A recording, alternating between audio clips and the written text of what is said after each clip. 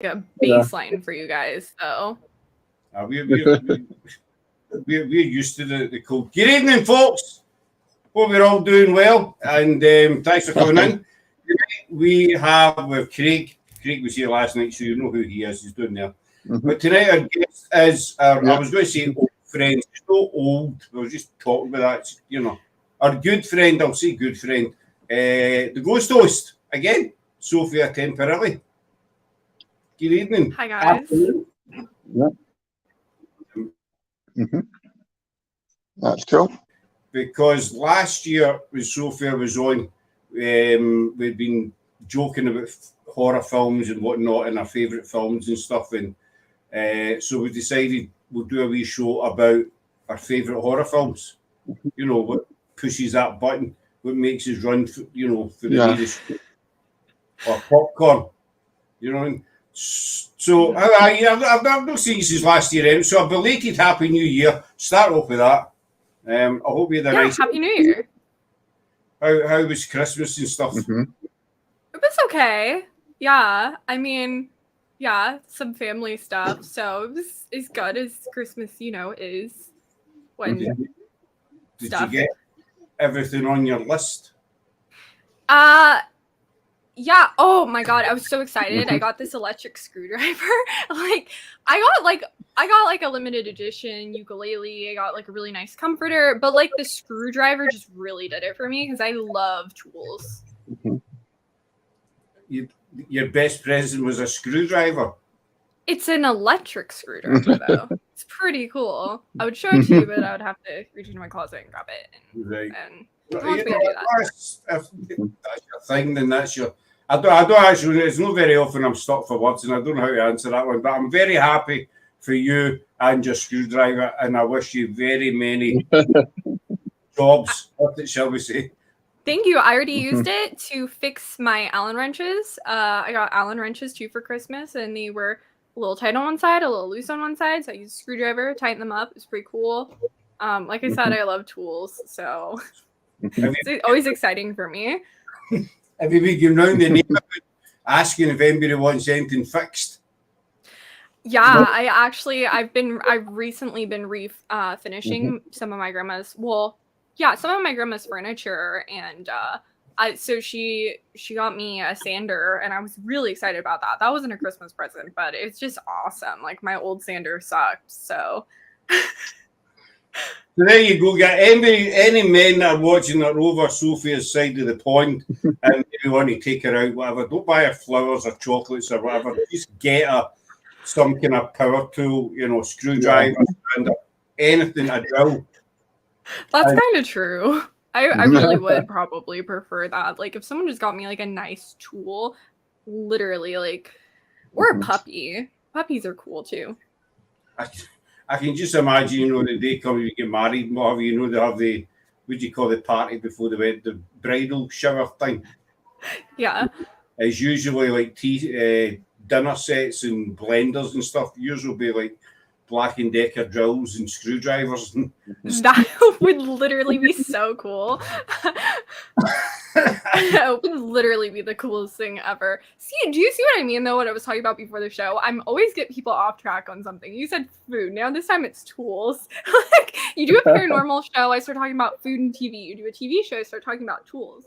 But the thing is, it's nice. When you're able to do something, sand it. I have pictures. I don't think you could see it on the screen very well. But, the thing I sanded looks really nice. And I'm very proud of it. So let me see if I can find pictures. No one asked for pictures, but so this is it before. You can't really see it, but you can see the color and stuff and my ring light.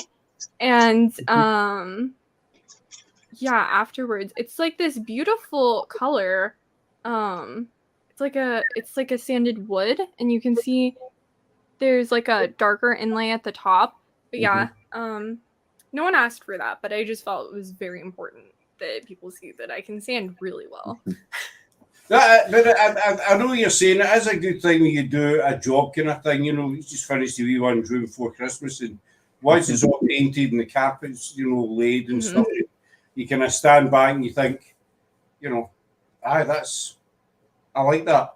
You know, that was I did that. You know, we pat in the back and that kind of how good am I sort of thing. You know, but Yeah, we're for definitely sure. on track. We're only 5 minutes in, and this happened the last time. In fact, did it not? We just went, Yeah, I that think happens with me. we had about 5 minutes paranormal the last time.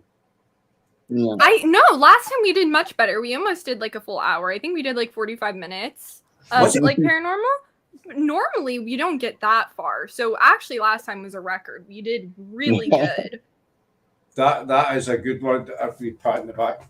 That is at 45 minutes. It must have been the show before it. I'm thinking it just went haywire. Yeah, no, that was definitely it. I hijacked it and started complaining about the movie Halloween. But see, I think that makes a good show. When you get you watch shows and they're just sitting there straight faced and it's one subject for like 60, no disrespect to them, 60, 90 minutes, and you're sitting there and you're like that. Yeah. But if you get a show that's meant to be paranormal, but they talk about food or sanders or screwdrivers, it's different. Yeah, well, I think if I kept talking about food, someone in the comment section was going to turn me into a ghost. So That's on topic. You made a mortal enemy that night. Yeah, I still love her. I felt like we really bonded over that. Was that a bonding time? Your sisters. Yeah, like enemies to friends trope. Like, I don't know. It felt really bonding, rocky footing. It helps you build a more stable core to stand your ground and become friends. And now you're BFFs. Was that the right one?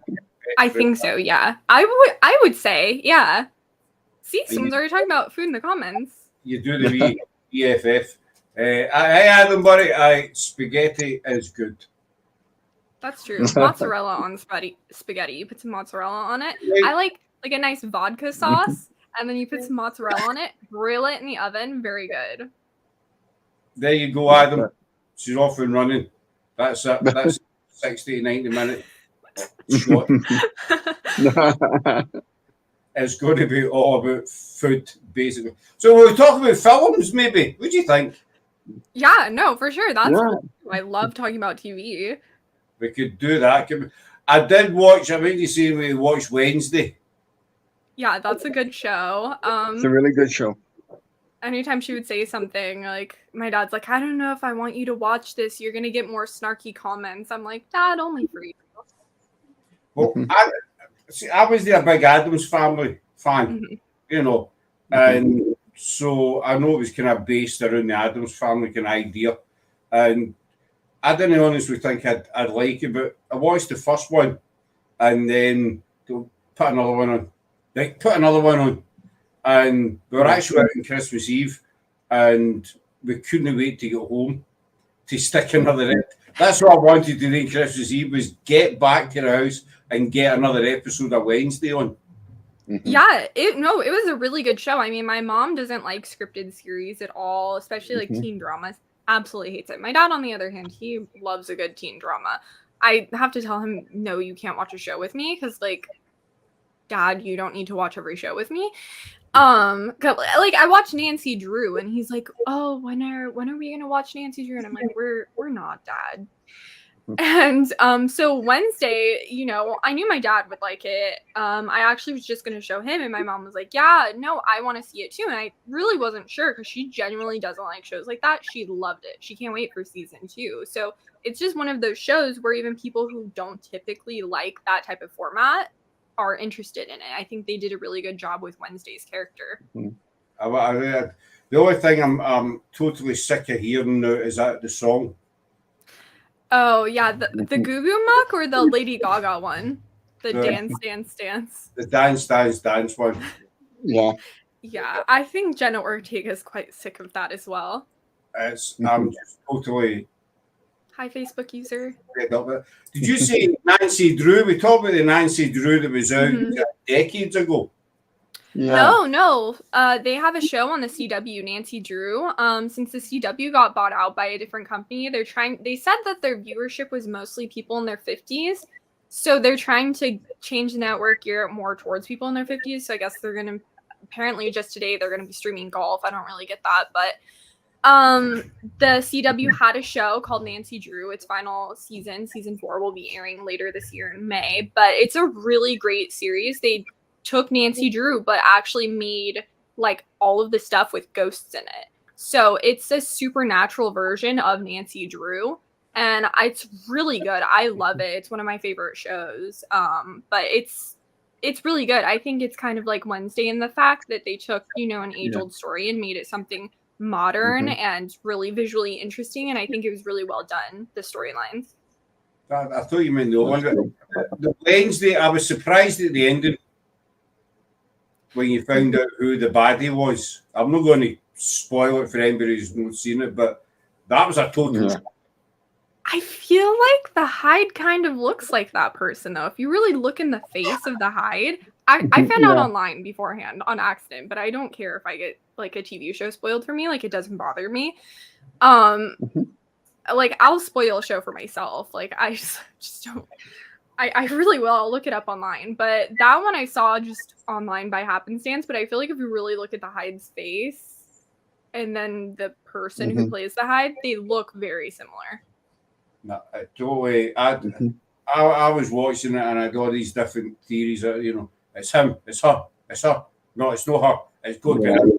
Right, it's got to be him. And it turned out it wasn't any of them. But I surprised myself when I watched it. And I would recommend it to anybody watching. Watch Wednesday.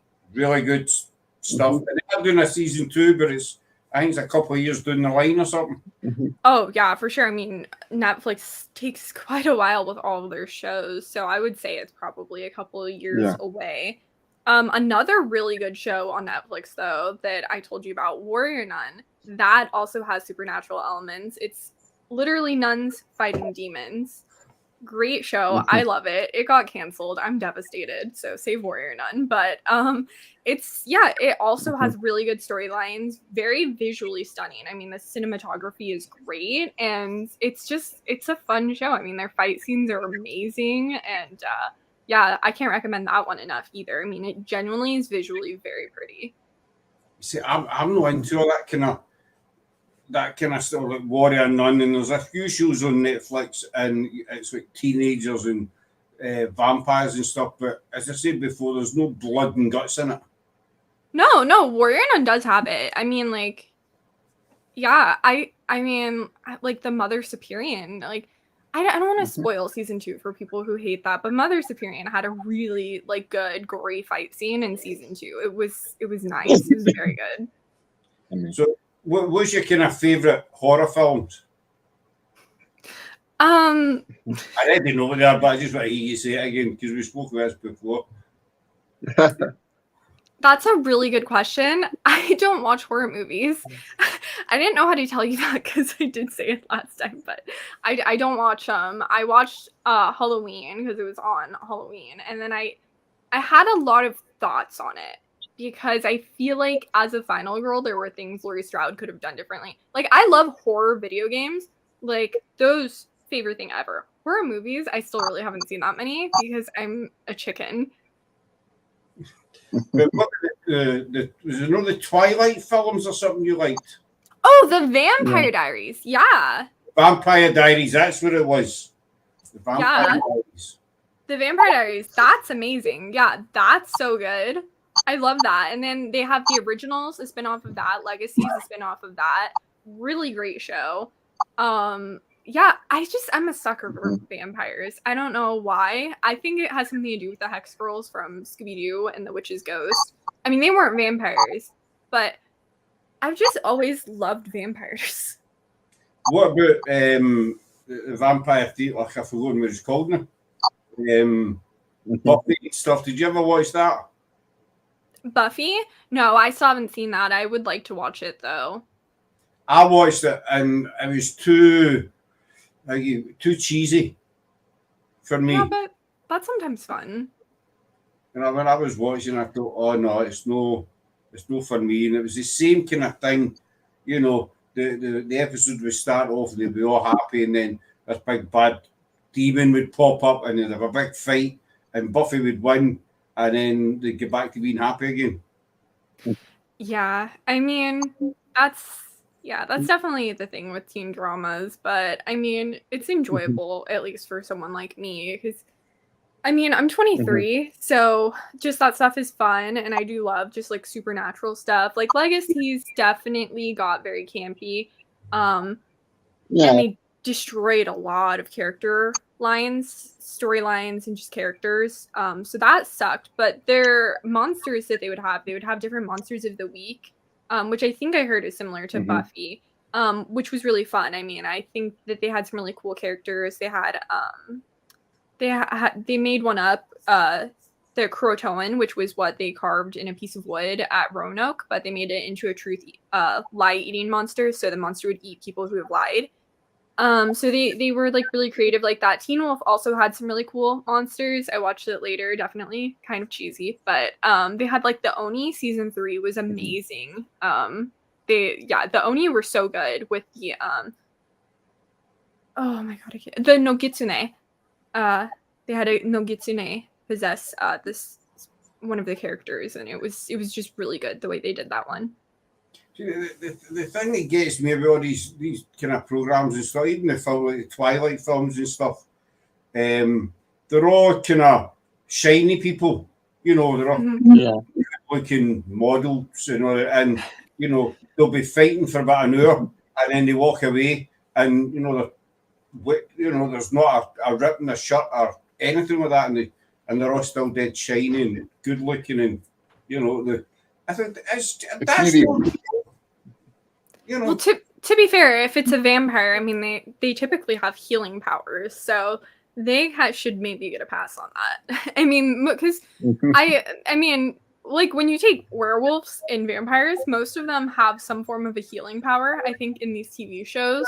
But like the humans definitely should get more messed up than they are. They should be kind of clothes all ripped and you know bits hanging off them and stuff like that, you know, to show they've actually been in a fight and they've not been to somebody's wedding.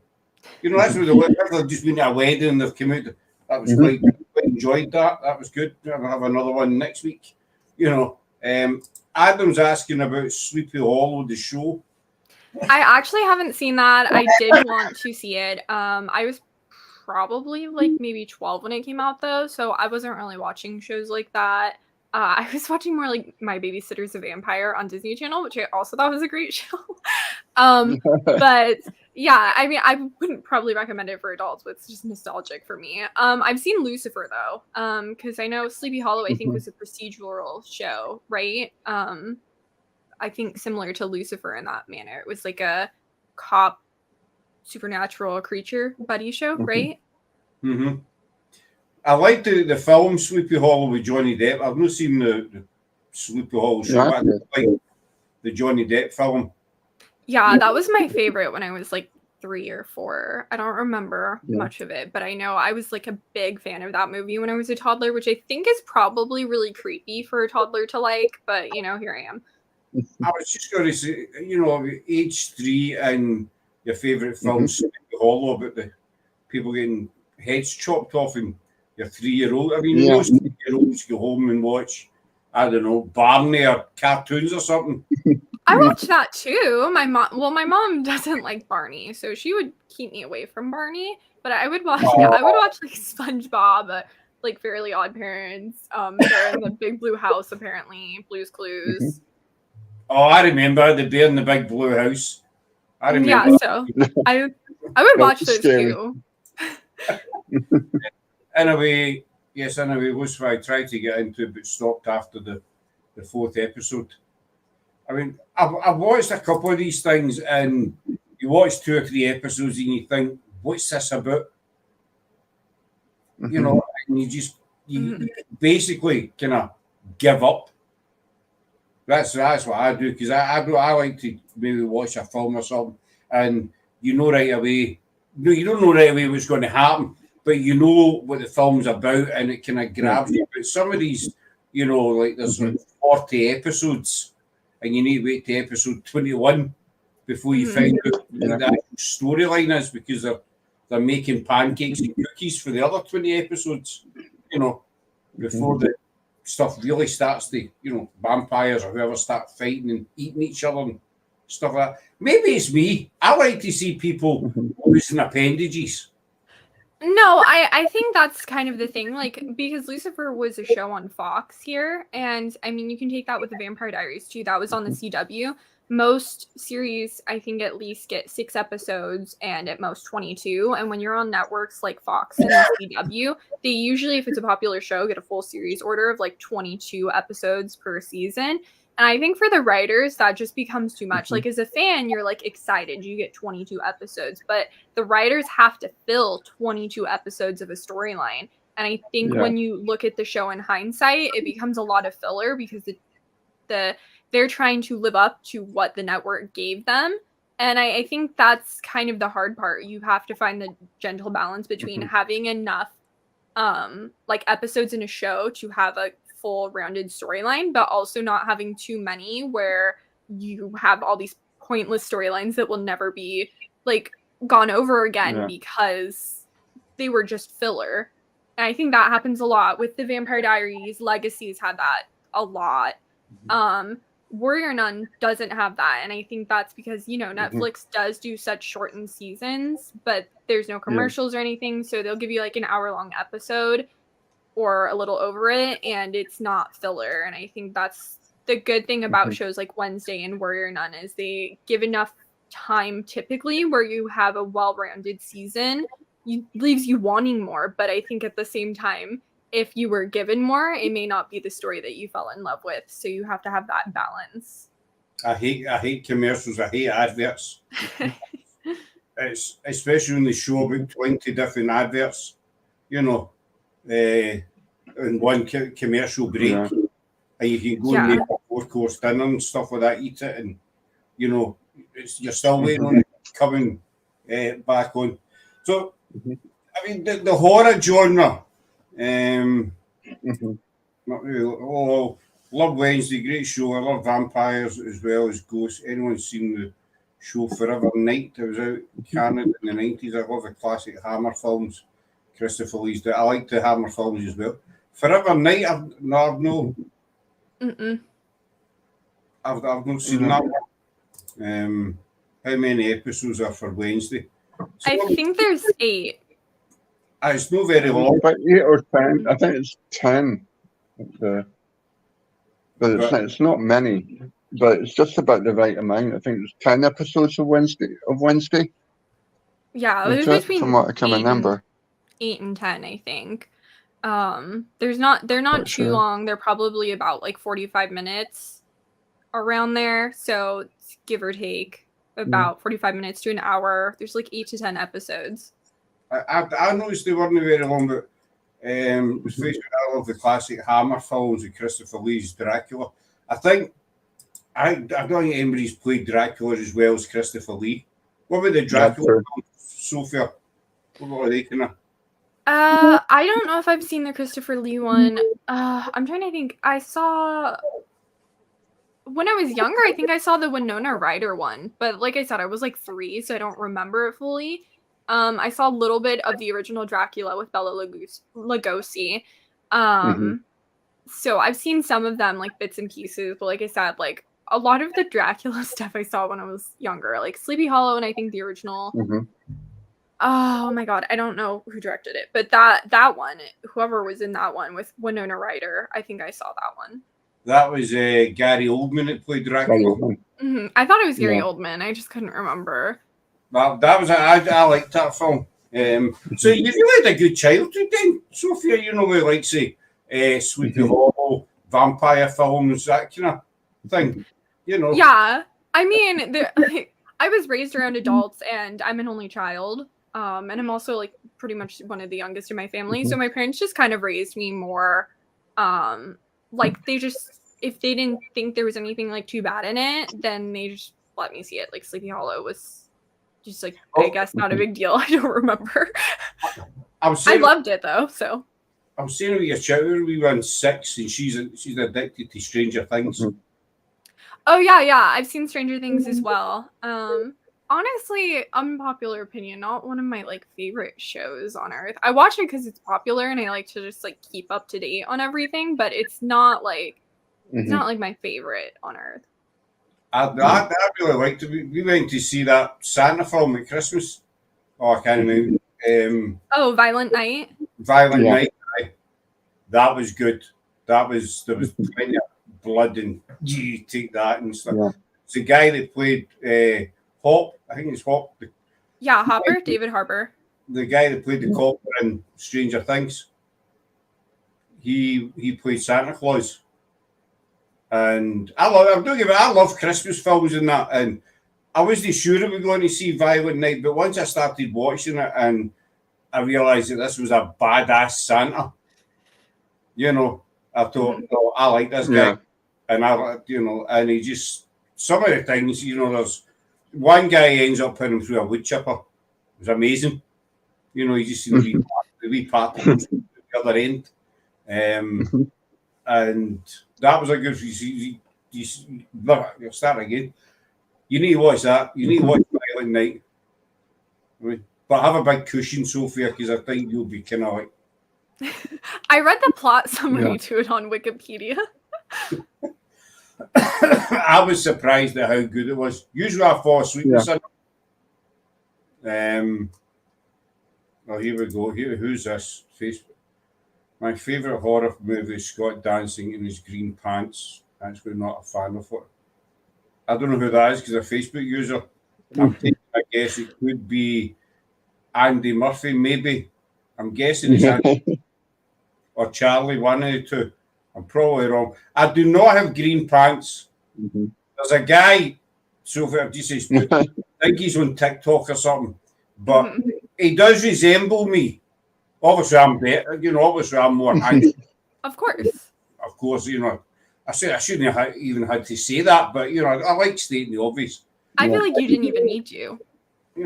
Well, I didn't, but if you've got it, then bingo. So it's either Andy Murphy or it's Charlie. You still have to choose between the two. You said bingo, but there was no other answer. I would say it's Mr. Murphy. Aye. Hiding behind anonymity. Aye, a keyboard warrior, or whatever you call it, keyboard gangster or something you call him, innit?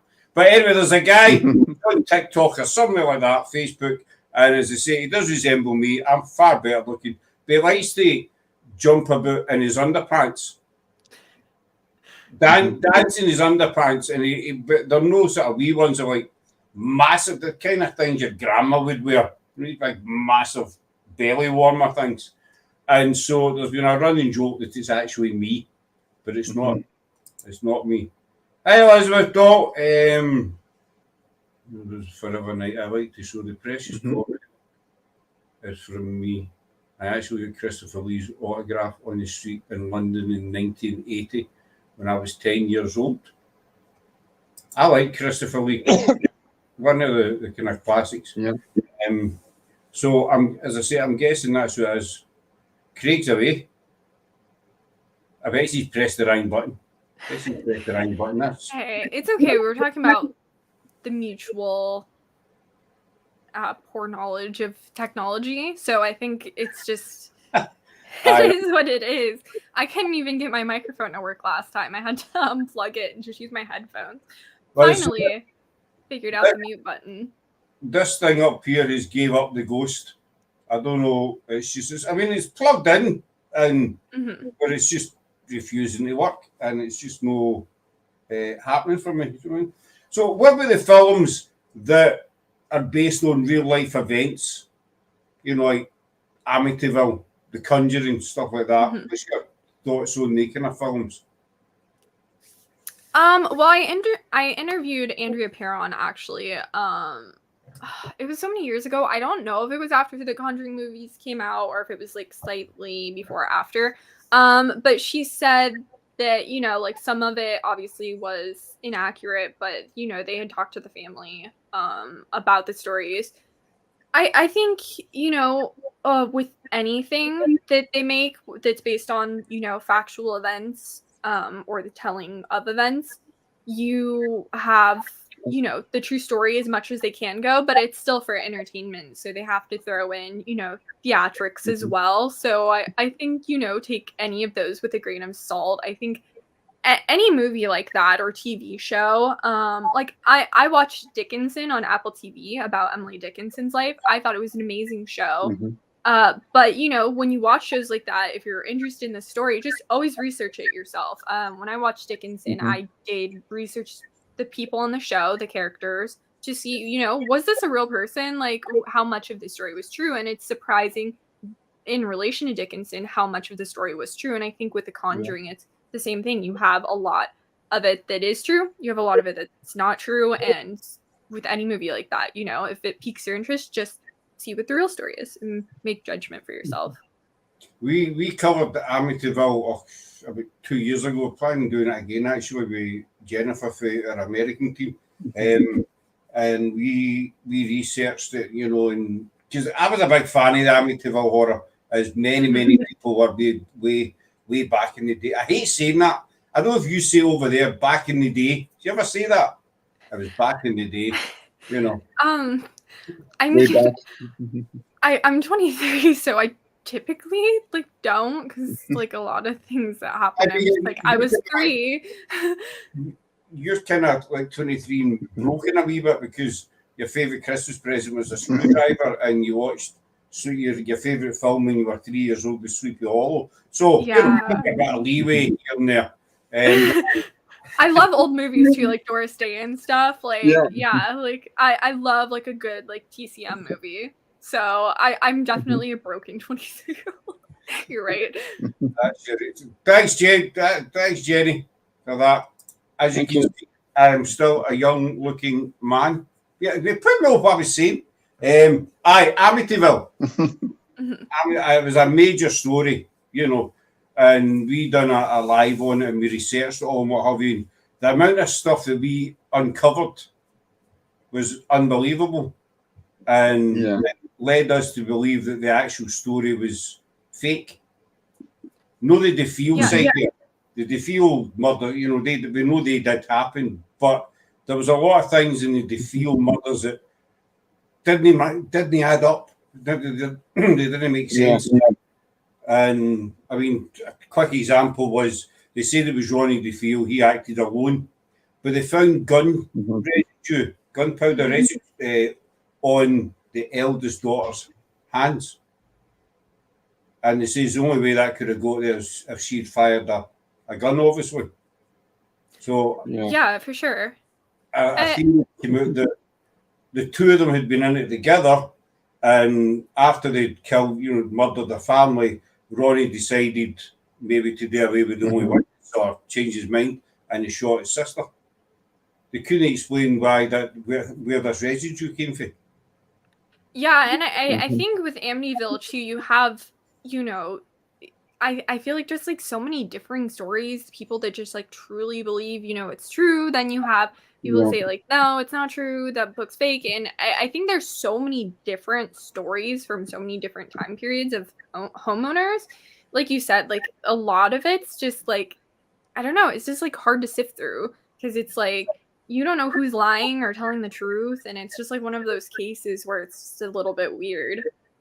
It is weird, and as you say, you don't know what's truth and what's lies, but I think that's what catches you, because you want to look further into it. I mean, like you say, the house itself was built in 1924 by a doctor and his wife, and they lived there until 1974.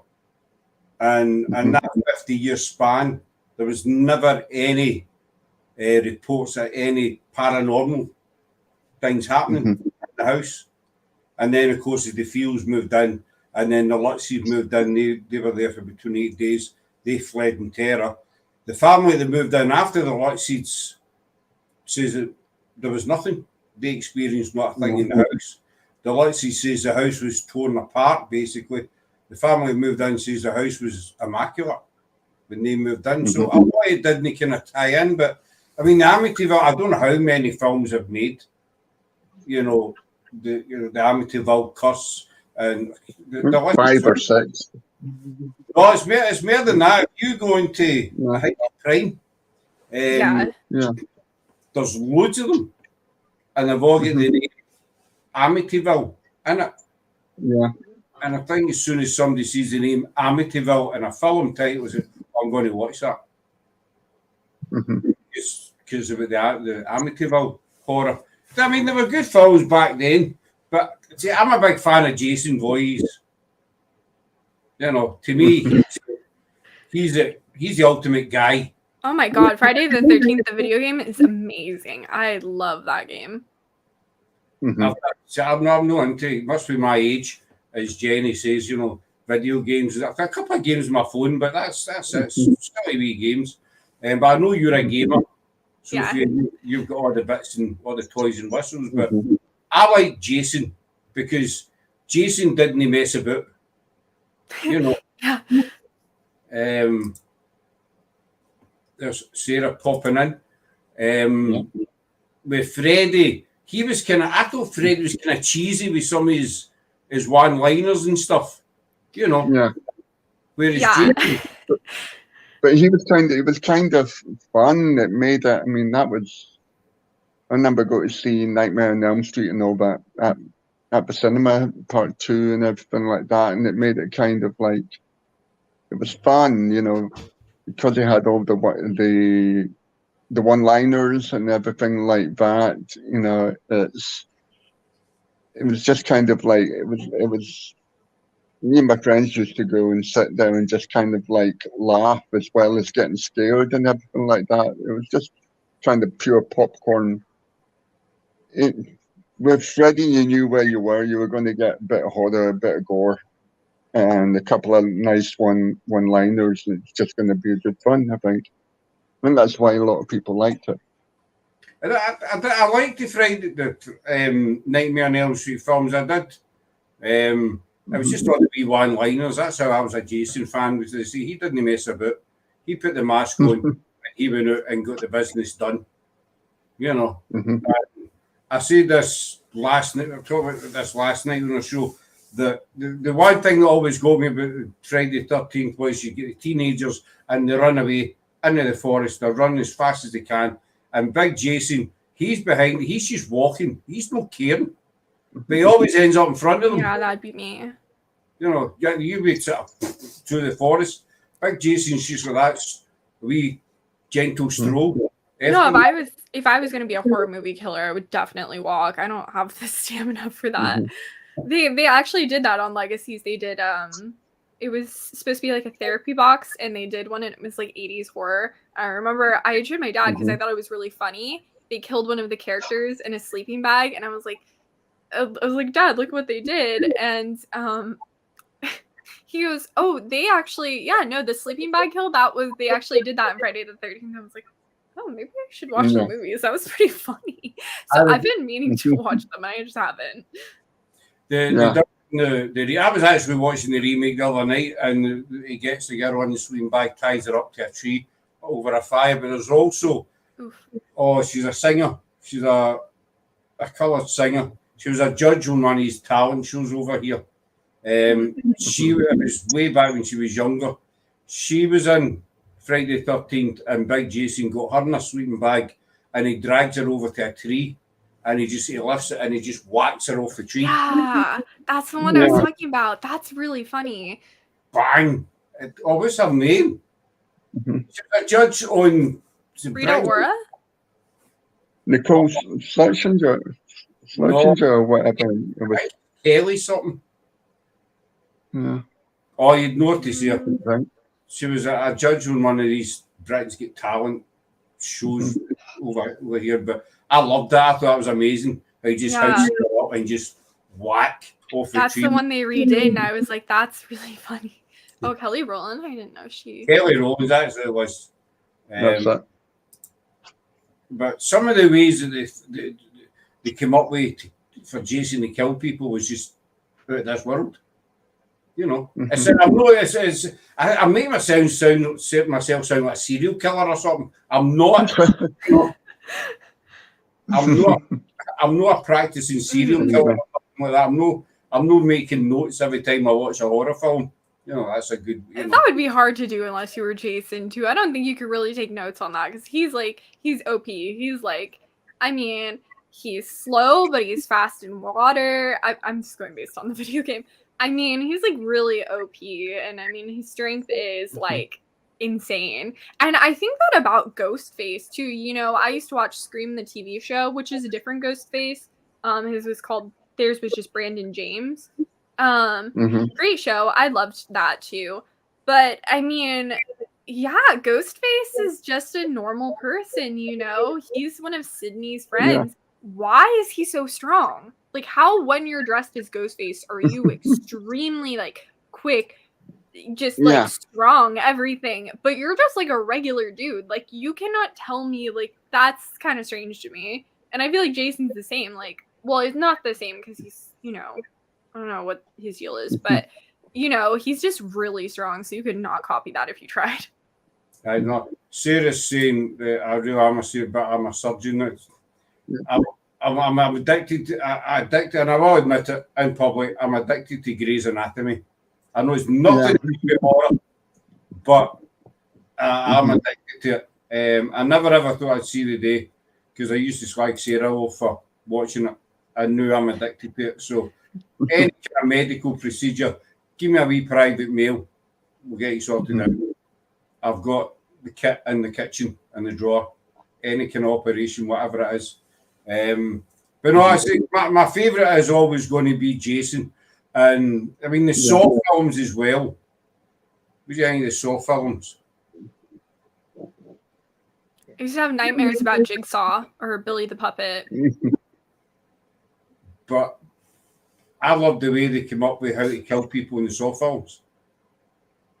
Yeah, I mean, I literally like haven't seen it. I used to have nightmares about Billy the Puppet taking my parents. So, I don't know why. I used to have like really weird nightmares when I was younger. So I don't think I could ever watch those because it would probably just send me back to my childhood state, and I would just be like having nightmares about Billy the Puppet. I actually, you know what? I had dreams about the Leprechaun after I saw Leprechaun the movie. That was weird too, except I was fighting him in the dream, so I don't know what that was about.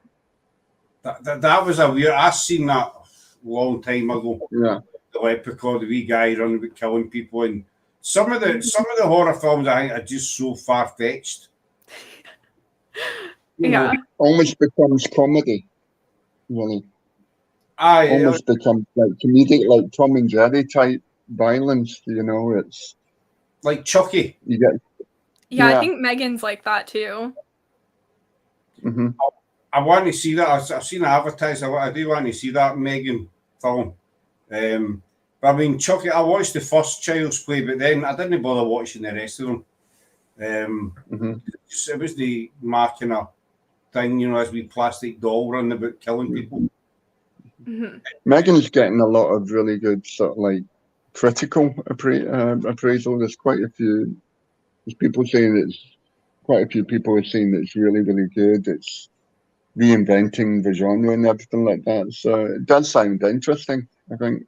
And Megan, me and the wife were thinking about going to see it and recently, but it looks really good, specifically when you think that, you know, I think it's like a 10-year-old girl who's kind of playing the part with a mask over her face, and she's so brilliant. She's like a gymnast or something like that. And some of the things, especially the chasing the boy through the woods on all fours and everything like that, were kind of like her ideas. And doing the kind of dancing thing as well. But it seems to be getting quite a bit of a stir critically. I think it would be interesting to go and see it. I think I will give it a watch. I mean, somebody mentioned, I think it was Elizabeth and Ad were talking about the older films, you know, going back to it. And I mean, as much as I love my blood and guts and people losing heads and whatever it is that they lose, my favourite kind of old horror film was The Changeling with George C. Scott. Sophia, good film. I think really I've heard of it, but I also think the movie I'm picturing is an Angelina Jolie movie, so I feel like I'm wrong. Yeah. I've heard of it, I just don't know what it is. George C. Scott plays Pat, it's years since I've seen it. Craig will keep us right. He's a professor. He's a music professor, and I think. Sorry, I jumped in there. He's a music professor who he moves into a house just after his daughter and his wife are killed, and there's a whole kind of like the house that he moves into is kind of like it's haunted by a child, and it's a whole unravels a kind of mystery of who's haunting the house, why they're haunting, and everything like that. It's quite, aside from kind of like horror, it's very chilling. Its own dark house, whispers in the hallways, and creaking wheelchairs and things like that. But there's also a kind of almost a murder mystery thing about it as he tries to figure out as to why the ghost is there, what the ghost is trying to say, and it's a brilliant piece of acting from George C. Scott, because he basically holds the film together, But it's a really, really good film. It's one of my favorites as well.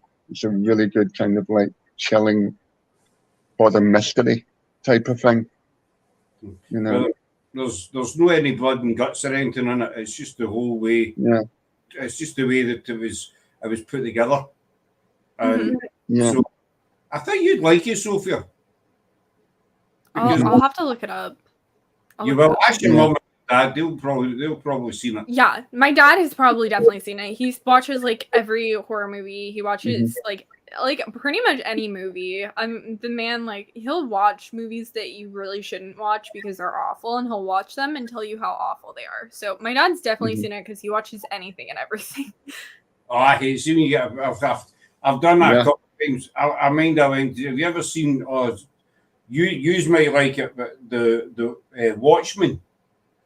I haven't seen it. I know my dad saw it, and I think he said he didn't like it. He saw it in theaters. I went to the cinema to see it years ago, and it was on for maybe, I don't know, 2 hours, whatever, and I came out the cinema thinking, what the hell was that about? Oh my god, I felt that way during Crazy Stupid Love. Like, I did not like that movie. I saw it in theaters. My aunt took me to see it. She took me to see a lot of movies that I was like, why am I watching this? And that was one of them. I know that's like a really popular rom-com, but like I genuinely hate that movie. Yeah. It's when you see a trailer for a film, I say the Visit. I don't know if you've ever seen The Visit. I think I've heard of it. I've seen Jeepers Creepers. We're going on like movies I've seen. Jeepers Creepers, amazing. I had nightmares after that. movie. Like I was 12. I will say that. And I was like, oh, these aren't that bad. Let's watch another one. I said that to my friend because it was on TV. And then I was just like laying there at night. I'm like, he's going to come take my eyes. Like, I'm done for it. Like, he's coming for me. Like, I was fine the whole movie. And then at night, I'm like, I'm done for, man. Like, he's coming. Oh, you one of these kind of kids that believe the movies were real? No, I don't know what my problem was when I was 12. I just like I have problems sleeping in general from living in a haunted house. So I think like just like sleeping in general is just not really like I'm not great at it. You never really stood a chance, really, did you? I mean, you slept in you lived in a haunted house, and you loved Sleepy Hollow when you were 3. Yeah. And, you didn't really have a chance, but I loved The Creeper. I thought Yeah, no, I didn't have a chance. I was just talking about that this weekend on my show with Adam Berry. He's like, the paranormal just, I feel like it really chose me. And I'm like, yeah, I think it's like that with a lot of investigators, because even if I had been in the paranormal for about a year when we realized our house was haunted, but like, if I hadn't been investigating, my house was still haunted. Like, I was still going to have those experiences. And if I hadn't lived in a haunted house, I still started in the paranormal when I was 8. So there was always that natural interest. Just like with creepy things, I loved Scooby-Doo, all of that. And zombies, like I've always thought that stuff was really cool. And then you pile on top of it my experiences, like I literally never stood a chance. See, I know exactly what you mean about the paranormal side of it. I've always, I don't know, I was a teenager, which wasn't that long ago, I'm hastening to add, regardless of what people say. It was always, I mean, I never used to watch comedies and love stories and all that cack. I just was horror all the time, basically. Blood and guts, give me a good blood and guts. I like to see somebody getting ripped apart. And then I get into the paranormal and ghosts and what have you. And it was just, that was my interest. I'd other wee kind of interests, I had other hobbies as well, but my main one was the paranormal, and it's followed me all through my life. So, can the paranormal choose you? I think that's a possibility. Yeah, because I mean, like you said, I mean, there was no chance. I liked Sleepy Hollow when I was little. My parents used to take me on the Ghosts and Legends tour, which is like the fictitious ghost tour on the Queen Mary. And I don't remember this. I was probably like 1 or 2.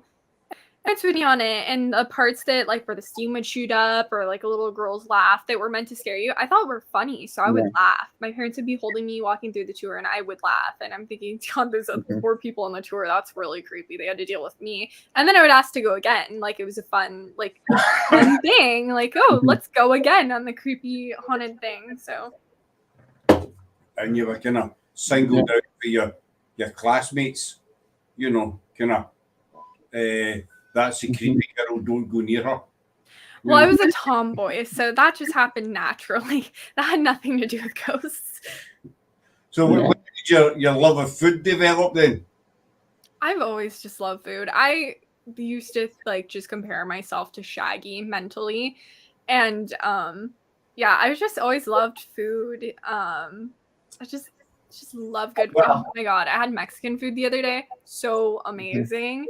And so I just get really happy talking about food. Literally, okay, so there's this restaurant by where I live called Supermex, and I thought it was like a huge chain restaurant. So I asked my friend in Oklahoma, I'm like, you ever had Supermex? He goes, no. And I reply with like semi-disgust, like, why have you never had Supermex? Then I asked my cousin 2 days ago from Washington, you ever had Supermex? She goes, no. Again, I reply with mild disgust. And I'm thinking, if 2 people from 2 different states don't know what I'm talking about, maybe I'm the problem. Like Taylor Swift said, hi, it's me. I'm the problem. It's me. So I look it up. They started in the city I live in, and they're only in Southern California. And I'm like, wow, I'm literally talking to people like they're the issue for not having this food when it's only around me. So that explains why they didn't have a clue. No, I brought up food because I know Laura's probably going to be watching. I just wanted to get them. Oh no! Don't get me in trouble. That's how I brought up food. So what? I mean, we're all investigators. What about these films? They're made in a kind of documentary style about. Well, there's been quite a few of them. They'll go to abandoned asylums, hospitals, whatever. And it's as if they're making a documentary about their investigation. Do you know what I mean? Does that make sense? I know. You mean like Paranormal Activity? A lot. Did you ever see Grave Encounters? The Blair Witch. Yeah. Blair Witch, Grave Encounters, stuff like that. I've seen clips of Blair Witch. I know what Grave Encounters is. I've heard of it, but I haven't seen it. So, but I mean, I think, it's like anything on TV. It's like, Ghost Adventures or anything. It's a great show, but I think people who get an interest in the paranormal through it, that's amazing. Because anything that, piques your interest and, kind of opens your mind to the possibility of afterlife and the other side is incredible. Just, try and look up the reality of yet after. Because, Ghost Adventures or Grave Encounters, these are all things that have to be entertainment. So they have to cut things down into either here's the horror that happens immediately, or Ghost Adventures, it's like, here's the activity that happens immediately. When in reality, if you see Grave Encounters and are like, that's creepy, I want to test my luck, that's not going to happen to you in real life. And then in Ghost Adventures, like if you watch it and think that's cool, I'm going to get lots of activity, that's also not going to happen to you in real life. You're realistically going to be sitting in some place for hours with nothing. I mean, they make it look totally different. What about the Paranormal Activity films? I watched them all, but I enjoyed them, but I didn't enjoy them. Yeah. If that makes sense. I felt in the films they were too drawn out, but in between things happening. Yeah. That makes sense. Mm-hmm. One thing was happening, another 20, 25 minutes later, a door would open or something, and then that'd be it. And then 20 minutes later, a dish would move.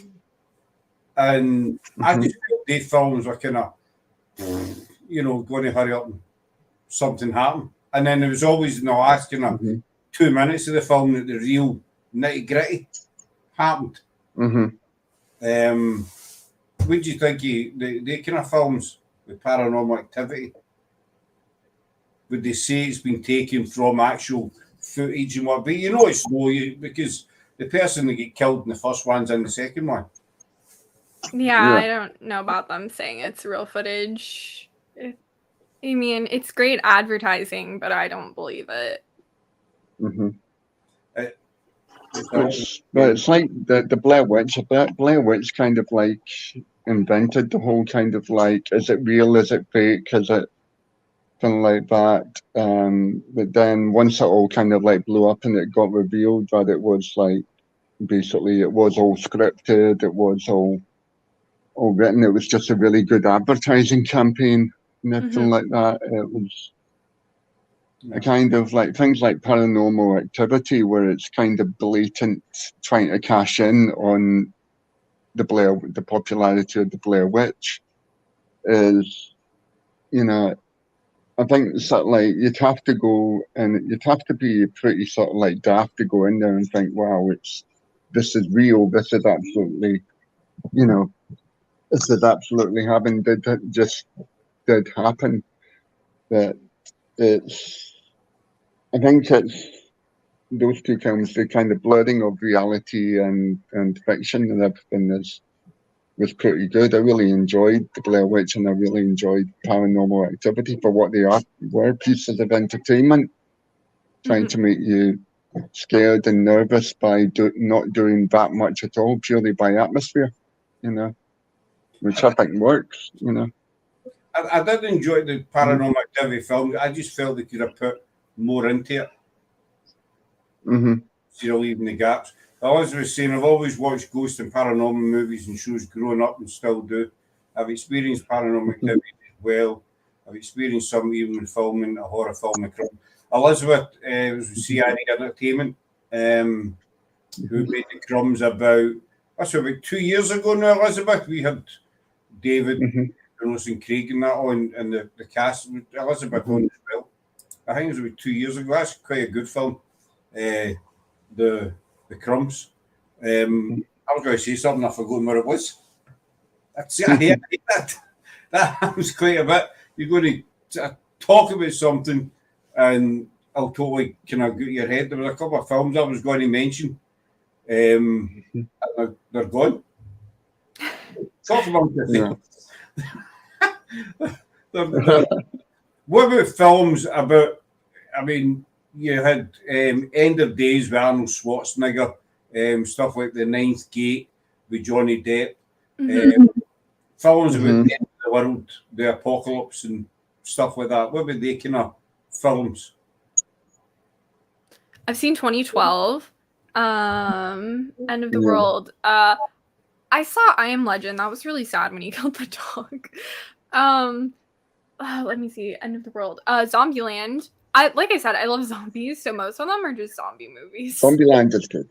Yeah. I watched that a lot. I was like, I still love zombies, but a huge zombie phase when I was like 12, 11 actually. I was playing Black Ops Zombies, watching Zombieland. I had to take a break because then I started having dreams that I was like in a zombie movie and then I would die and it would say game over and I was like, oh, that's odd. But they had like Dead Rising 2 and stuff. So any End of the World stuff for me is like mostly zombies. I saw Daybreak on Netflix. Wasn't my favorite thing on earth. Let me think. I can't remember all of them, but yeah, like I said, mostly zombies for me. I've never been into zombies. It's never been my kind of thing. I don't know why. I don't think I ever gave it a kind of chance. Yeah, why? Zombies are great. Thought you would like the gore. You know, the zombie movies can be quite gory and everything like that. Mhm. Well, I'm sorry that I've never watched zombie films. I'll try and better myself in the future, and I'll start watching a couple. You know, there is actually one on, I think it's Netflix. I've seen the trailer for it, and it looks quite good. They've got a zombie chained to the wall, and there's a woman standing beside them, and she holds out her arm, but the zombie doesn't bite it. They're trained or something like that. I'll need to look up again. I saw the trailer for the other night. I think I actually put it on my watch list, so I'll get the name it. I might watch that. Yeah, they have quite a few zombie shows. I think it's Black Summer is what the one is called. I haven't seen that, but there's Daybreak. Oh my god, my mind just went blank. They have more. Yeah, I had like another one, and my mind just shut off, and I'm like, great. Oh, they had it's a video game. Yeah. Resident Evil. They had that show, Resident Evil. They did a show version of that. That's zombie apocalypse too. I mean, there's The Last of Us now, which is also based on a video game, but that's zombies as well. Those are called clickers though in the show. Yeah. I'm trying to think. So if somebody was to come up to you tomorrow and say, right, here's $30 million, go and make a film. You know, there's $30 million, you've got a year and a half, make me a film. You know, in the horror genre. What would you choose? Hi, Rosie doll. Yeah. What kind of film would you put together? Going by, you know, Sleepy Hollow and your vampires and, you know, you growing up, basically. Based on what I liked growing up, or just how I grew up? Aye, based on, you know, going by your experience, the horror kind of films that you've watched and stuff. Oh my god, it's so difficult. You're putting me on the spot. I know. Oh god. My brain stops working when people do that. Gosh, it's so hard because I love so many things. Like I have a Werewolf by Night poster on my wall from the Marvel show. I have a Shadow of the Eagle poster from Black Ops Zombies. Like I genuinely love werewolves, zombies, vampires. So like me picking stuff, like my brain just stops functioning. Old school monster movies, I can see that, you know. Oh my god, Werewolf by Night was so good. It was so good. Have you seen it, Scott? Never seen it. Never seen it. That's tragic. You should watch it. It's I've good. heard of it. I've heard of it, but I like the old school kind of like the werewolf, kind of like sort of like movies. American Werewolf in London is just a classic. That's know, how they shot it though. Well, Werewolf by Night is more like the Wolfman with Lon Chaney Jr. They filmed it more like that. So even though it's a Marvel movie, it's what they call their version of a special presentation, whatever that means. And it's shot more in that style. It's in black and white. It's more of kind of that like cheesy gore, but like gore of like the 1950s like horror movies, like The Creature of the Black Lagoon or The Wolfman. So I mean it's really cool. I think the style in which they did it is like really nice, and it only turns to color in like the last 5 minutes of the film. So they did a really nice job with it, but it is very reminiscent more of The Wolfman.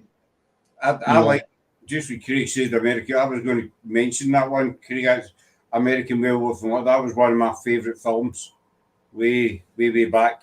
I absolutely loved that film.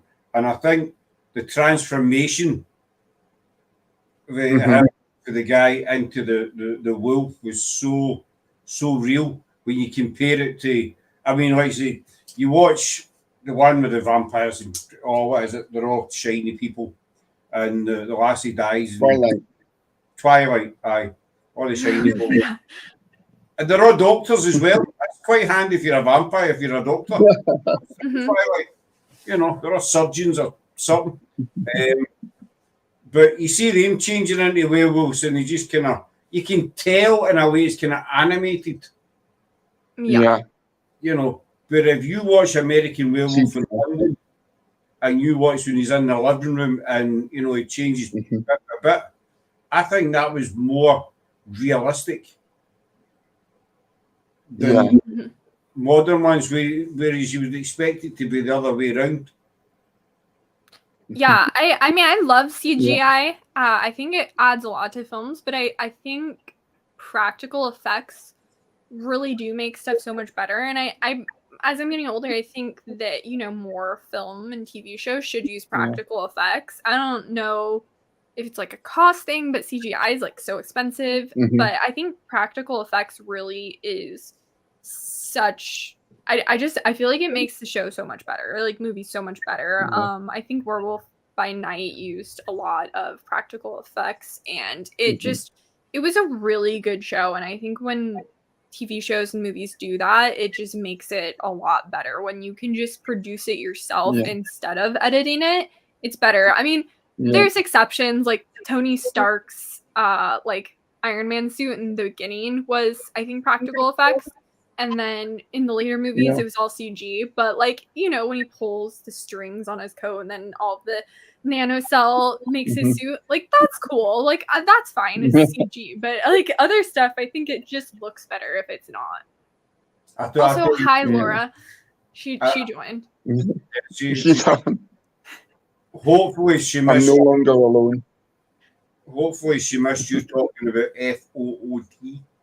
She definitely did. We didn't need to remind her though.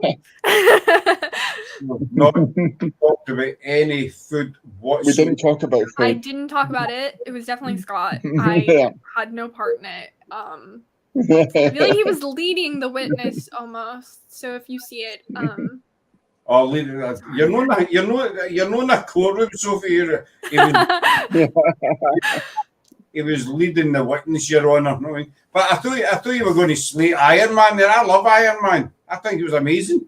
No. I'm just saying, like he's a great character, but I think when you use CG for him, it just makes his character look like 1,000 times cooler because it just makes his technology look even more advanced. But in shows where like you have Werewolf by Night, when they put him in the full werewolf costume with stuff, like it looks cooler with the practical effects versus. So I think there has to be, like I said, the balance where not everything's CG. When you have a Tony Stark, CG is amazing because that's Tony Stark. But like in other stuff, practical effects would be really nice. That's why. I mean, I would definitely agree, Sir Scott. I would definitely agree. I mean, sometimes with the CGI and everything like that, you can definitely tell it's cartoonish. It's sometimes it's something you can tell that there's not quite either skin effects or something like that. Something's a little bit off or anything like that.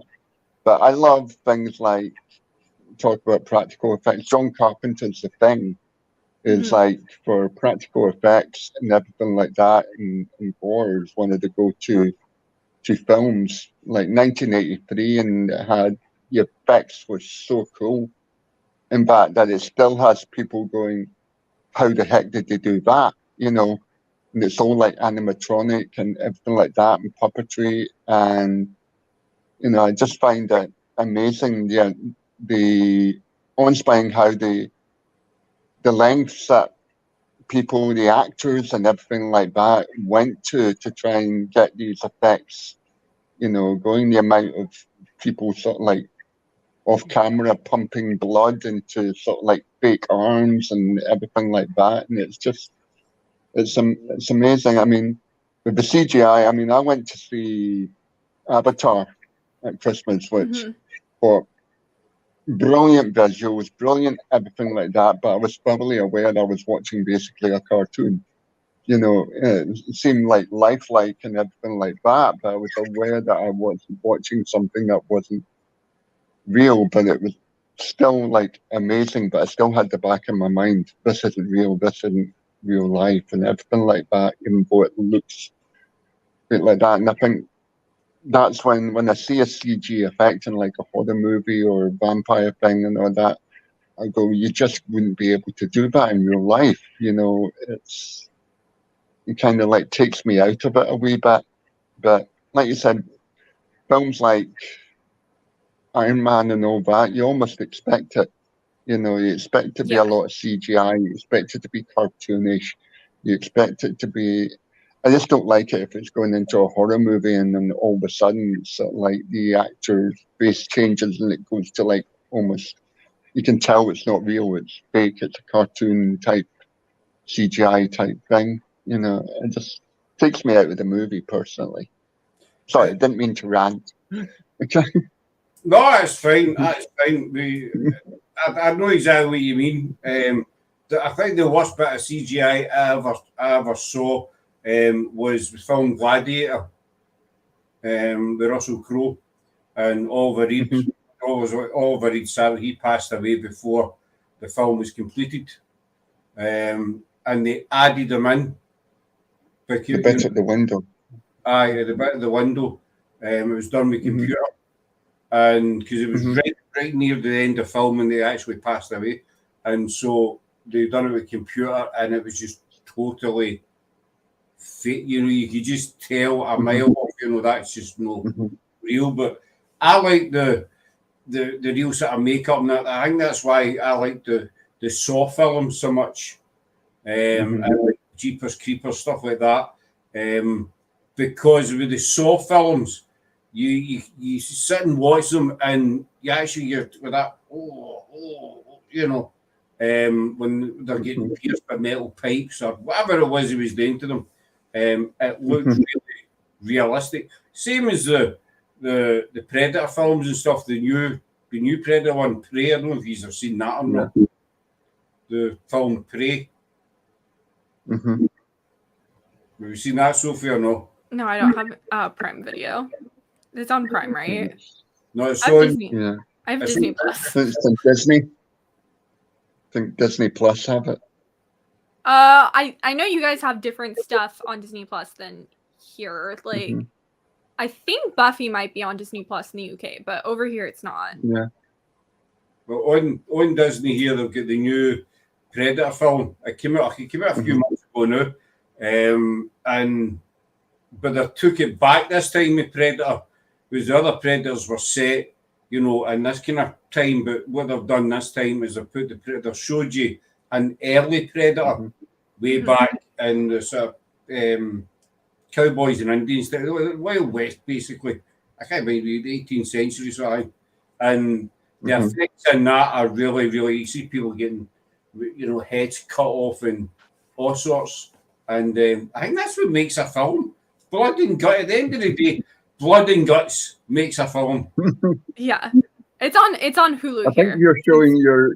I think you're kind of like showing your sort of like sadistic side, kind of Scott there, letting that go out. No, I always remember something that Mel Gibson said when he made that film made about Jesus. The last Confession of Christ or something. Passion of the Christ, which is actually a fantastic film. With the crucifixion, where you see him getting whipped and then the crucifixion scene, and they spoke to Mel Gibson after it, and they says how horrific it looked and what have you. And Mel Gibson turned around and says, "If the fur ain't flying, then it ain't real." Yeah, I always remember he said that. And basically, well, if it doesn't look real, then it's crap. Basically, that's how I like to see people. That's why I love Jason. Jason rules. I'm afraid. Sorry, forget your vampires. Who do you think would win? Sophia, here we go. If you've got your vampires and your werewolves, and then you've got Big Jason, who do you think would win? Well, I would say that depends on the vampire, because if you're going off of Vampire Diaries logic, then a normal vampire would definitely be beaten by Jason, because you could just cut their head off, rip their heart out, stake them. If you're going with the original vampires from the Vampire Diaries, they can't be killed except for a white oak stake. So I think it would be pretty even, considering Klaus Michelson is very resourceful, so he technically probably would find a way to kill Jason, but they would probably just keep killing each other and just keep coming back because you can't kill an original. So I would say it depends on the depiction of the vampire who would win, and a werewolf would just lose. I haven't seen one storyline where werewolves are like super mortal. So what about Jason and Michael Myers? I think that they made Freddy versus Jason because I know we talked for years, you know, who would win the battle, Freddy or Jason. And I didn't really like that. For Freddy was too cheesy, I think. Again, Jason doesn't say a word, he just does the business. But I think they should have put Jason against Michael Myers. Who do you think would win? Myers was the original. Myers was before Jason, so Myers was the original, you know, shadow, the original kind of silent stalker, if you like, you know. I feel like it's pretty evenly matched because they both seem pretty unkillable, though I read the plot summary to the latest Halloween movie, so he died fairly easy in that. So if you're going on Michael Myers before then, probably Michael Myers, because I think they've killed Jason in a movie, and up until recently they hadn't killed Michael Myers, so he probably would figure that out. So if you're going off of that, but I would probably go more with the logic of what Stan Lee said when they said, like, which comic book character do you think would win versus this one? He goes, whoever the writer wants. The writer's writing it. Whoever's going to win or lose is determined by the writer. It's not what you think their attributes are. It's literally the storyline down to the writer. So I would say whoever wrote that would pick, but if you're just going based off of attributes, like the people asking Stan Lee that, I think probably Michael Myers, because in the older movies, I think, if I'm correct, Jason had been killed before, whereas up until recently, Michael Myers had not. But if you're going based off of including the new Michael Myers movie, then Jason, because Michael was killed extremely easy. Jason been killed a few times. I mean, I think he was killed about 5 or 6 times. You know, he was drowned, he was burned, he was, you know, stabbed, all the rest of it, he was hung. And the bugger just wouldn't lie down. You know, which means if he's like a cat, he has like 4 to 3 lives left. I think he's going to run out of lives. Well, seeing the basics are their old house, suspicious neighbours, a buried secret. Yeah. You see, that would make a good film without the blood and gore. But then that probably wouldn't watch it because there was no blood content in it. Like Rear Window with Jimmy Stewart and Grace Kelly. I mean, that was a psychological thriller of the time. Like, I've seen lots of old horror movies. So, like, if you talk about Rear Window, I've seen that. I've seen The Birds, not a fan.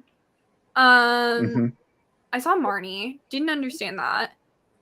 Vertigo, Wolfman. But, I mean, like, the psychological thrillers I think of back in the day were good just based on the fact, you know, like I mean, they would scare people back then just because of the difference. I mean, people would be scared with a train coming at the front of a movie theater and think it was really coming at them. So I think, you know, using those created, like, you know, movies that really made an impact that last a lifetime, because Rear Window still holds up to time. And I think it's still a beloved movie for the fact that, you know, blood and gore, when doesn't always hold up over time, it becomes cheesy looking when you take movies from the 50s or 60s. However, psychological thrillers, the psychology doesn't change in humans that much. I messed up Laura's comments. I must apologise, Laura. I missed out her first comment. That should be the second comment makes sense. I need to put this one up. This one has to go up. I have never seen a Jason movie. Maybe half of the first one back in the day, but that's how's that possible? How can you just watch half a Jason movie? You can't do that. You need to watch the whole lot. How can you? That's like eating half a packet of smoky bacon crisps. You need to watch the whole lot. I beseech thee. That was me being posh there. I beseech thee. I couldn't watch half a Jason film and turn it off. I don't know. I don't know how to. But Laura said, I need to find her first comment. Aye, they're there. I disagree. I prefer a good psychological horror like Women in Black. Then the basics are there. Old House, Suspicious Neighbours, A Very Secret. So I don't. I've not seen the second one. Woman in Black. Second one's rubbish. The second one is rubbish. I like the. I will sit and watch the whole lot. I will have a Jason day. This is the first time I've said this out loud. Well, I'm holding you to that, Jenny. I want a written report on each individual film about Jason. Wow, that's a lot. That's a lot of writing. It's going to take a year. Aye, so we'll see you in 2025. Oh, I've seen The Fog too. I saw that one. I'm trying to think. I saw that one recently. Yeah. But what was that? The Fog, John Carpenter's. I don't know what year it was, but it was the old one. I will. I'll hold you to that. I dare you to watch them all. There's another one. You're getting assaulted in the comments here. Yeah. I never saw any of the Jason. Laura, you and I shall talk later. I haven't either, Laura. Yeah. I played the video games. That's where it goes. I love The Fog. I love The Fog. The film The Fog as well. The Fog is good. John. It was really not the remake. The remake is rubbish. If you get a chance to watch the remake, don't just run away from it. But the original Fog is brilliant with Jamie Lee Curtis and all that, and everybody. It's just brilliant. I watched one. I can't remember. Is it The Mist? I think it was called The Mist. The Stephen King one. But it was about these people. This mist that came. Obviously, it was about a mist. You know, they were trapped in a shopping mall, as they say in America. Shopping mall. Wait, what do you say over there? Shopping centre. Oh, okay. I was just like, wait, what do you say? Yeah. We call it a shopping centre. Or the shops. That's what it's saying, Glasgow, the shops. But yeah, shopping mall, you know, where all the teenagers go and hang out at the weekend and slush puppies and trainers and all the usual kind of stuff. Apart from Sophia, who was sitting in her house watching people losing limbs and stuff. She never went to the mall. Yeah. I was trapped in this mall, and the whole place was surrounded by this mist, and I never understood it. You know, I'm not the most intelligent of people. I do grant that. I've got the looks, but I don't have the brains. Can't have it all. I think you do. You think? Yeah. Hold on a second, Craig. Hold on. Say that again. Sophia, say it again. I think you have the brains. I feel like we get along well, which means, you know, we have those smart conversations to have that bond. We have had some really intelligent conversations that went absolutely nowhere. Yeah, I actually pulled up a list on my phone. You can't see it. I made a list of horror movies I've seen because I've seen so little. So I remembered I've seen The Omen, Good films. House on a Haunted Hill, The Haunting. Suspiria I saw when I was little, so I don't really remember. Poltergeist, Return of the Living Dead, Midsommar. I did see that. Fear Street, Carrie, Rosemary's Baby, The Shining, Invisible Man. I saw like all the old Universal Monsters ones. So I just wanted to throw that out there. I know more, and I know Midsommar, so that's recent. All the classics. Yeah. I really good. The Shining. I love The Shining. Jack Nicholson. Yeah. I think it's one of the best horror films ever made, and that's another one that there wasn't any. Well, you know, there wasn't any major blood and guts in it. I think what made it was where the Stanley Hotel was, and the way Jack Nicholson, you know, played his character. I think that, you know, I thought he was amazing. The way he put it, and House on Haunted Hill. Now, there was two of them. They've done a remake. Yeah, I've seen both. The second one I thought was better because I read more in it. That basically it. That's what I like to know because you know, I love the film Psycho. I saw part of that. My grandma was trying to make me watch it, and I just Yeah, was not in the mood to watch it that day. So I saw part of it. Have you never seen? Oh, you need to watch Psycho, the shower scene. I saw Bates Motel, like the Norman Bates origin story. I stopped at like season 4 because I don't know, it just started getting weird. I've not watched it. I don't really watch it a lot. You see me get a really good film, and then they make a spin-off series years later.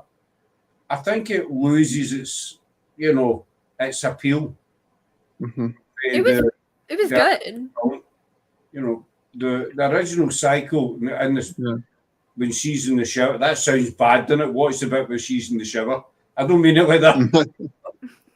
I mean, she was, so. She gets. You ever see somebody go? That originates with Psycho. If you watch the film, the Birds as well. You ever watch The Birds? The Birds look good. Oh yeah. I've seen The Birds. I'm not a fan. I don't know why. I just don't like it. I think I have really unpopular opinions for like a lot of things. Like most people's popular opinions, I have like really unpopular opinions. Like bacon. Lots of people like bacon. I hate bacon. You hate bacon? Yeah, I do. I hate it very much. So bacon is the food of the. I said the F word. Sorry, Laura. Sorry. Laura keeps us in check. She says she can hear you. I will. Sorry, Laura. Bacon is the beep of over the there. I love bacon. I absolutely love bacon. Yeah, lots of people do. I just don't. And I feel like my TV show and movie opinions somehow are like my opinion on bacon. That's about a comparison to horror films to bacon, but you know, it works. If you can make the kind of comparison. The Birds was an unusual film because, you know, the killers were birds. Yeah. But it worked. It didn't explain anything. That was kind of it never explained the actual reasons behind it. You know, it was birds go berserk and that's it. You know, into it. Aye, that's basically, they just went nuts. But they made the film work, and it's a classic. But as I was saying about that film, The Mist, with the shopping mall, I never understood it. Where did the mist come from? You know, all that. There was no kind of explanation. I think it's from.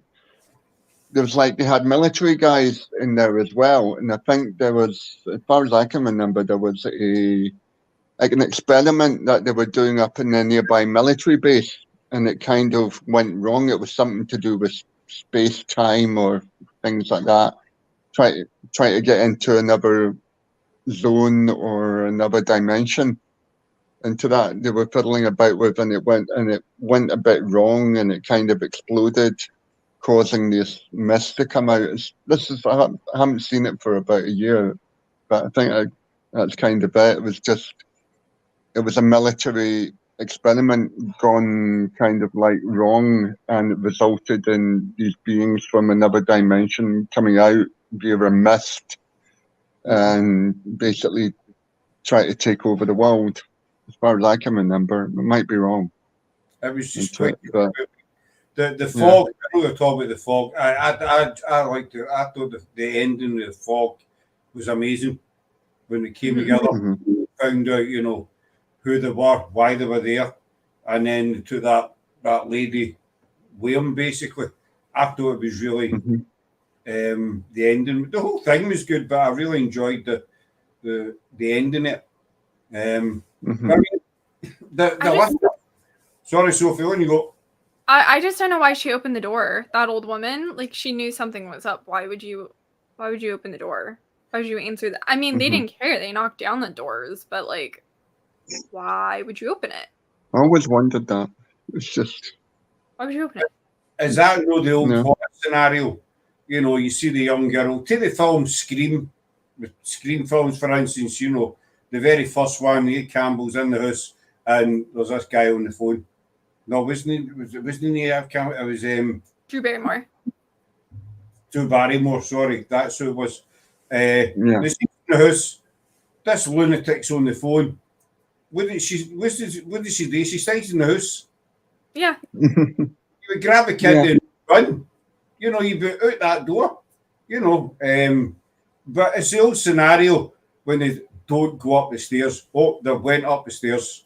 Yeah. It's just Yeah. like, where's the logic? Like, I get it's a horror movie and it's like horror movie logic, but like, come on, really? Like, but people would do that. Like, Yeah. if people hear a noise to go and investigate, I hear a noise, I'm gonna leave. Like, I don't want to die like that.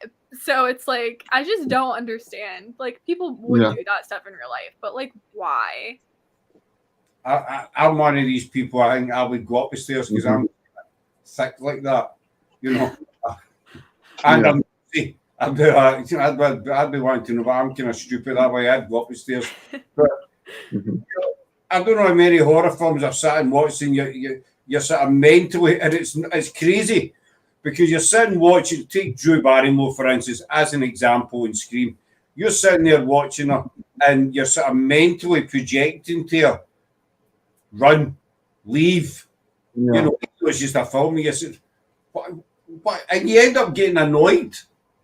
You know, you end up angry with the victim because they never left. You know, and it's the same as you get horror films and take Friday the 13th, for instance. You know, you maybe get a guy who thinks he's killed Jason. Jason's lying there flat out in the forest. The guy hangs about. Yes. Yeah. And he goes up and pokes him with a stick or something. You Yeah. go off.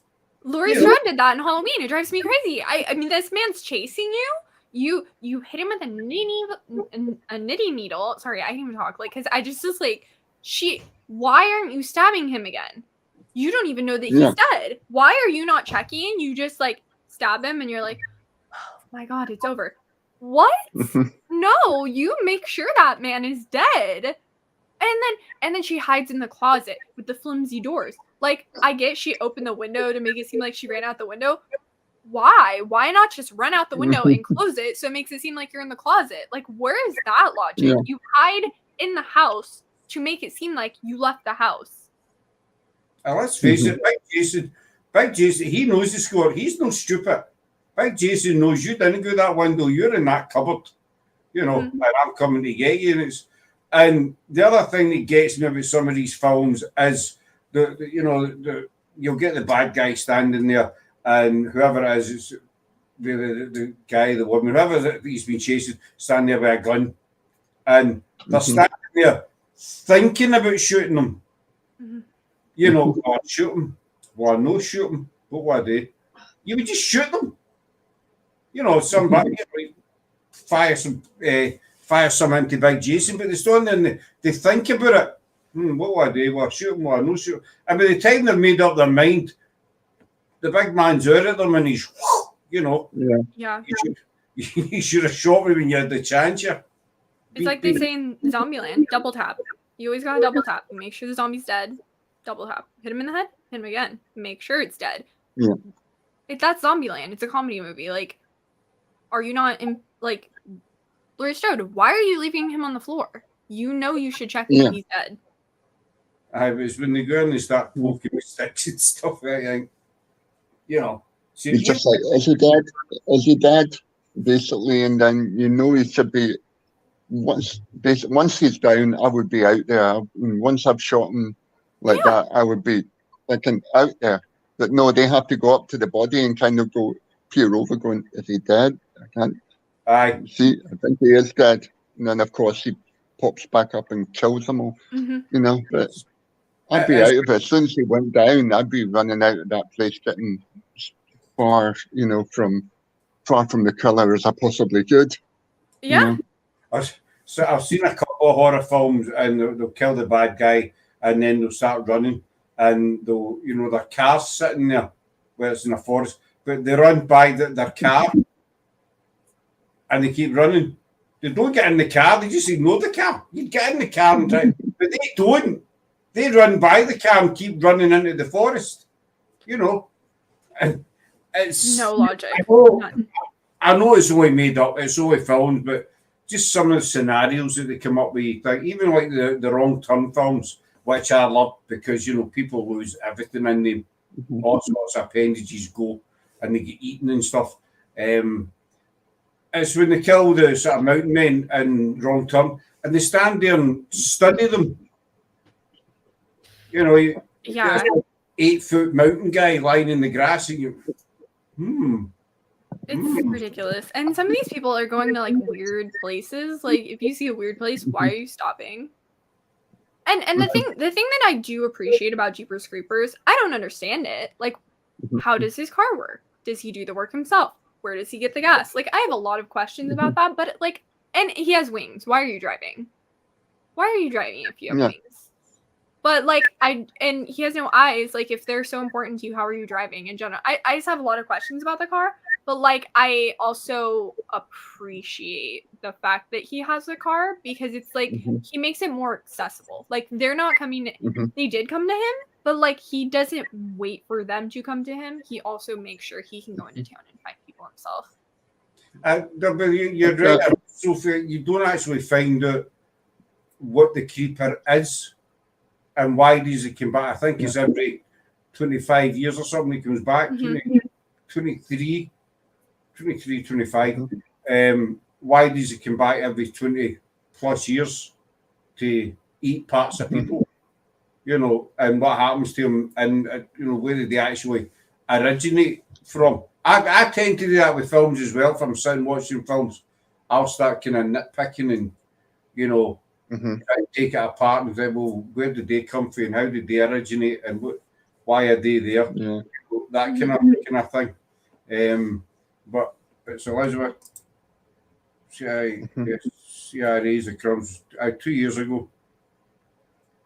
And yes, make sure the bad guy is dead. Make sure you kill him. Drives me crazy.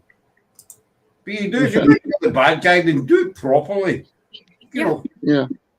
Cut his head off. I always say, just cut the head off. If he's lying there, find a big knife or something, just make him a head shorter, basically. You know what I mean? But I've just noticed I think we'll wind it up there for now. Okay. It's all right, folks. Yeah. I've just noticed the time there. But we will be getting you back on, Sophia, and we could do a show about, Good. Okay. Yeah. I said that out loud. We can talk about food and Marvel movies and all the fun things in the world. Put your thoughts in, folks. Who would like to see a show like that talking about beak? I'm not saying the word because Laura will fall out with me. We can talk about Marvel movies, which I loved. I loved the Captain America, the woman one. Oh, Marvel? You mean Captain Marvel? Marvel. Yeah. I like that. I'm calling it Captain. I liked it too. You gotta check out Werewolf by Night though. It is really good. I think you'll like the style of it. It's very cool. Hawkeye, if you haven't seen that, great show. I really liked it.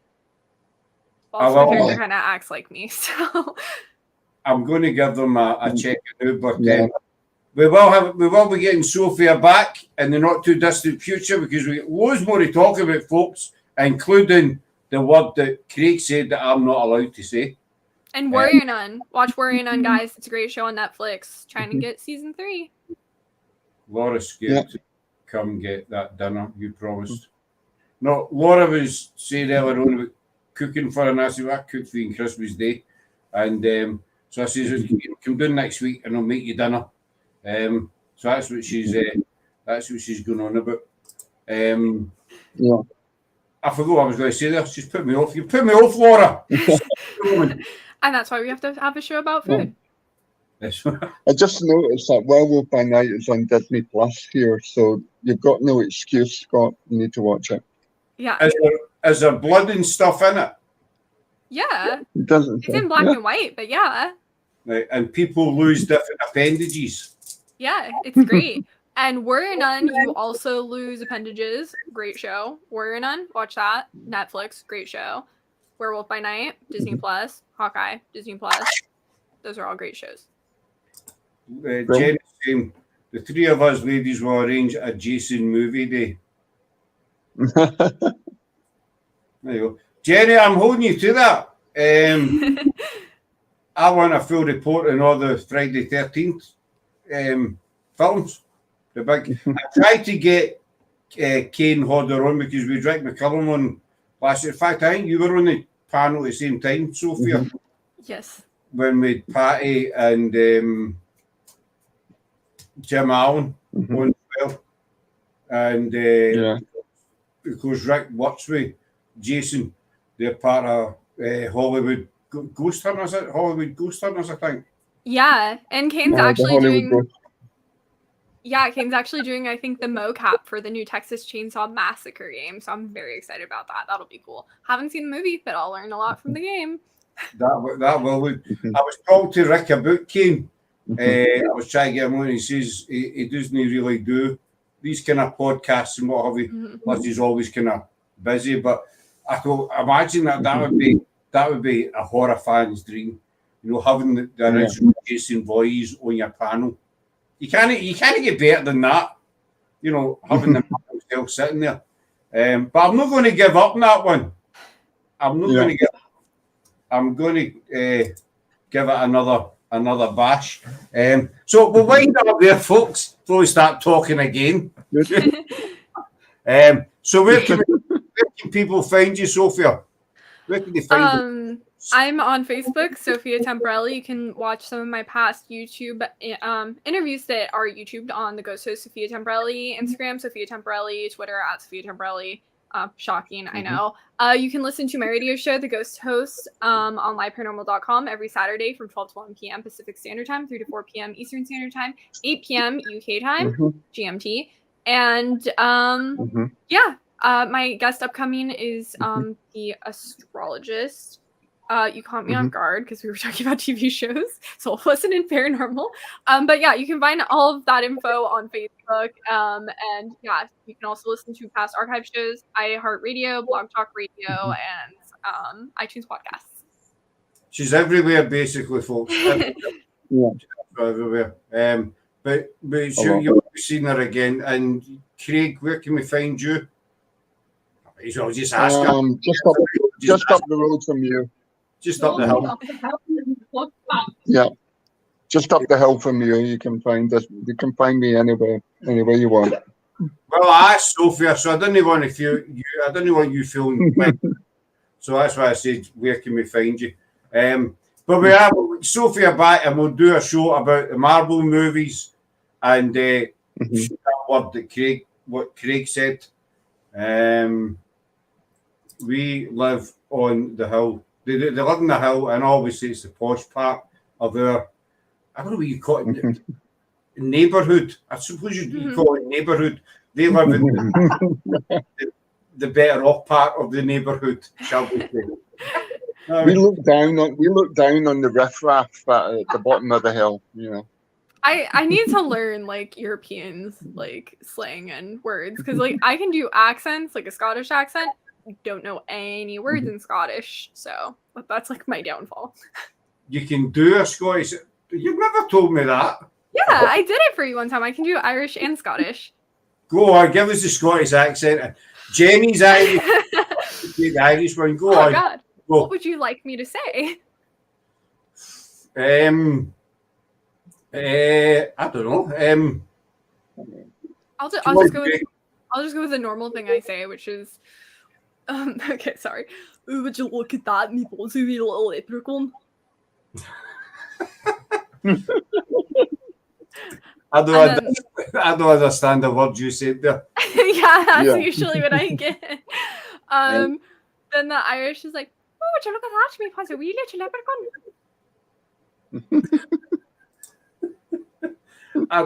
I heard leprechaun. That was it. That was it. My Irish neighbor said it's like a Northern Irish accent, so I just have to go based on what she said. Do you know what? You know, you tried it, and you're getting there. A wee bit more practice. You are getting there. I'm trying. I think the Irish accent leans more towards Niall from One Direction. I'm really good at a New Jersey accent. That I'm great at. Go on. Okay. I sound more like Marissa Tomei and like My Cousin Vinny, but it's like, oh my god, have you seen the doctors doing a Newport Beach this time of year? They sound nice. Oh, that you sound like Janice out of Friends. Yeah. I sound like any like of those people. Not Fran Drescher. Hers is a little more like nasally. I can't do that, but yeah, I sound like you think the deer cares what the man who shot him was wearing? Oh, aye, that was My Cousin Vinny. Yeah. Aye. Oh, can you do Janice? Tommy. Can you do Janice out of Friends? I don't know what she says is the problem. That's like, oh, Chandler, you're so funny. Oh my God. There's oh my God. Oh my God. That's kind of New York. That's kind of New York sounding. New York, New Jersey, yeah. You should challenge Sophie to do T.S. Poem next time she's on. Oh, you talk about Tam O'Shanter, Laura? Yeah. Oh, okay, not Taylor Swift. Talking about Tam O'Shanter? No. Loch Ness Monster poem. The Loch Ness Monster poem that your daughter T learns for school. Aye. I'll send it to you, Sophia. Okay. Yeah, I got it. I'll work on it, and also most of my accents probably sound better in person, so I don't know what audio does to them. That's I look forward to that with much anticipation. You know what I mean? So we'll wind up there, folks. Big thanks to Sophia for coming in. You will be seen again soon, as we say. And I'd say thanks to, I might as well say thanks to Craig as well, since he was here. Cheers, Craig, for coming in. Really a pleasure. But I'll hold on to you for a second or two. So that's us for tonight. We're back tomorrow night with paranormal investigator and video creator Lisa Marie. Same time. So enjoy your rest of your Thursday and Friday, and hopefully we see you tomorrow night. And many thanks to our wee friend over there, young friend, who got a new screwdriver for Christmas. We will add that in one more electric one. No messing about, none of that. It's nice. It's really nice. You would want one too if you saw it. It's great talking to you, Craig. You'd be right on the Amazon to get a sander and a lovely job with a sander. Any DIY jobs, contact Sophia. She'll build you a house. If I had that skill, I would be so feral. I would be so excited. With the belt, with the work belt, with all your bits and pieces on it. Yeah, I just got carpenter pants. I actually have pants I can put a hammer in now. All set. She's one of them. I've got a screwdriver. Here we go. Good girl. Right. We're out here, folks, and we'll see you tomorrow night. And take care. Thanks, everybody. Bye. Bye. Bye. Bye.